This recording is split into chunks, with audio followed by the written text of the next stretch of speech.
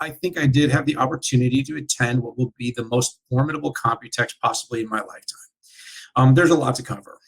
It started So off with a much to cover. I mean, so much to cover. yeah, I'm going to pick a couple things because we got to move. I got a hard Gotta stop. move. I got real work to do. You got to work. Listen, it started with a non-keynote of Computex, but it was the biggest keynote of Computex. And what do I mean by that? Well, Jensen Huang went out to the market.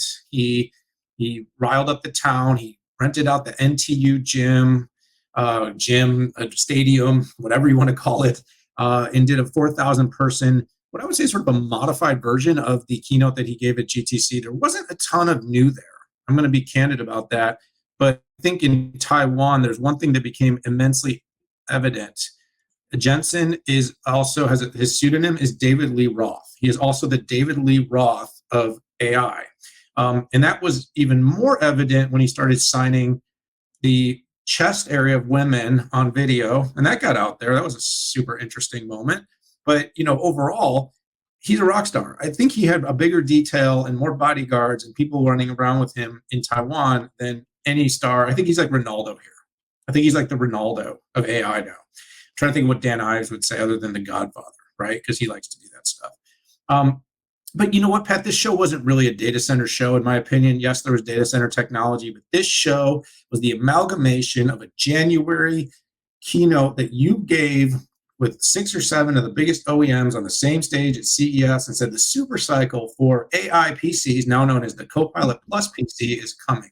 And let's just be clear, that's what this show was all about. It was all about leapfrogging and hurdles. Qualcomm came out with a bang, followed on the build release, Satya Nadella giving them the backing that they were the Copilot Plus PC partner, built on their architecture following their Nuvia acquisition, Orion architecture, some really, really positive designs. But this show is all about Intel coming out and saying, wait, we've got something too. And then AMD coming out and saying, wait a minute, we've got something too. And what it really became was a really exciting, competitive situation in which AMD, Intel, and Qualcomm, and then you could sort of say there was a little bit of a standing ovation for the ARM, MediaTek, NVIDIA on their own little end of the spectrum, all talking about what the future looks like new AI PC, Copilot Plus PC experiences look like.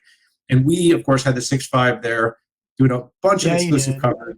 Very, very jealous, man. Watching you and Ryan replace me, and I got to tell you, man, it was comfortable. I almost jumped on a plane, Jumped. So I'm going to stop there because, like I said, I could talk for like 2 hours about this. The net TLDR, as I like to say in my tweets, the TLDR is effectively, this was the moment. This was the coming out. This was all about client, commercial client, consumer client, but it's about this next generation of mobile PCs powered by AI experiences. Call it what you want. That was my big takeaway. Yeah, so I'm going to do very quickly, probably one comment per company here. So NVIDIA, pretty good job segmenting their AI PC play. It's different from the Copilot Plus PCs, but I like the way they segmented light AI, heavy AI, and cloud scale AI. They did come in with RTX AI laptops, and let's not forget that NVIDIA was the first company to introduce accelerated AI on any PC platform, which I give market needs to give them a little credit for. But does NVIDIA really need any more credit? They also introduced a developer toolkit called the RTX AI Toolkit to outline how ISVs would leverage all this goodness. And by the way, you're looking at 1,300 TOPS on the highest end NVIDIA GPU compared to 45 TOPS, battery powered, super duper optimized. So I can't wait to see what actually pops out of the hatch. Can't run recall on it yet, but we'll see. Qualcomm was really a kind of a reaffirmation, blew my mind. I mean, I've been in the industry going on 34 years. My gosh, almost to the day. I've never seen a company land this hard, this fast with a new class of notebook processors. AMD again, I'm focusing on the client stuff here. Zen 5 made a showing, 16% IPC. IPC means everything when it comes down, almost everything when it comes down to doing CPUs.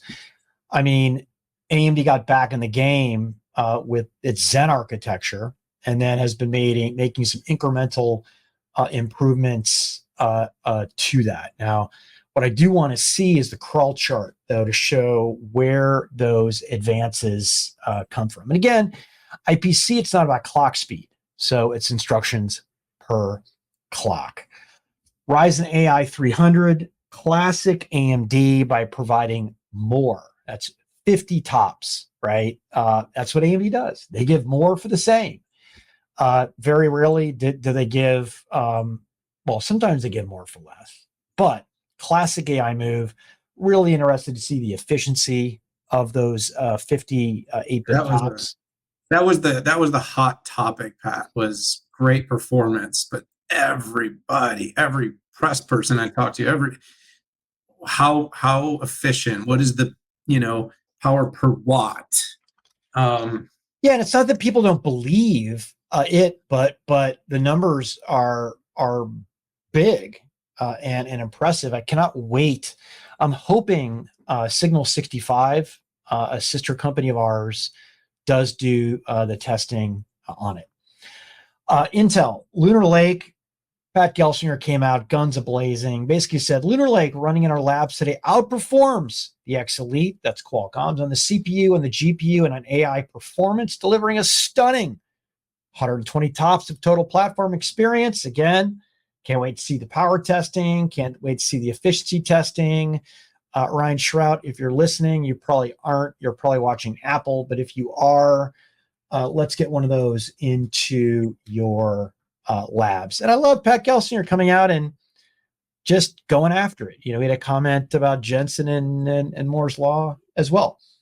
Finally, ARM, Rene Haas came out and said basically there's no reason that he couldn't see getting 50% PC market share in 5 years. Man, I don't know if you're too young to know this, but go Bosch, go big or stay home. I don't know if millennials use that, but it was big for us Gen Xers, not to be confused with boomers.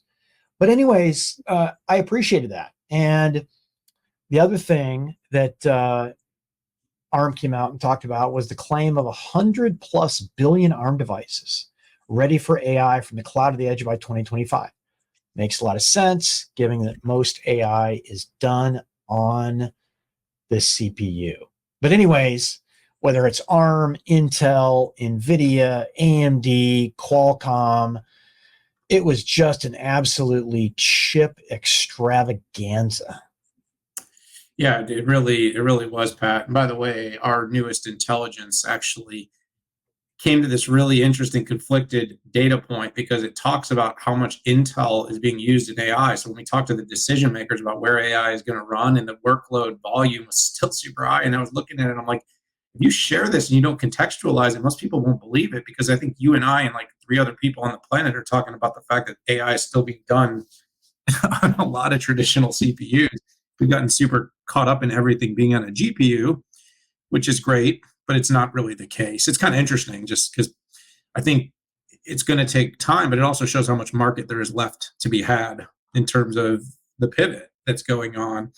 Pat, Well, totally. Well, listen, it totally makes sense. I mean, CPU, GPU, NPU, FPGA, they all have different roles. And I can't ever imagine like the CPU just becoming a dumb controller or something to move data around like the memory controller. That's just, I just don't see that happening. I mean, it is so easy to program for. does it become like the hierarchy of need? Meaning that Maybe. like like there's the depending on the type of compute and the workload, but I think it's also extremely wasteful. But I don't know. I remember, Pat, CEO math: the more you buy, the more you save. So we buy GPUs, buddy, because the more There I we buy, the go. more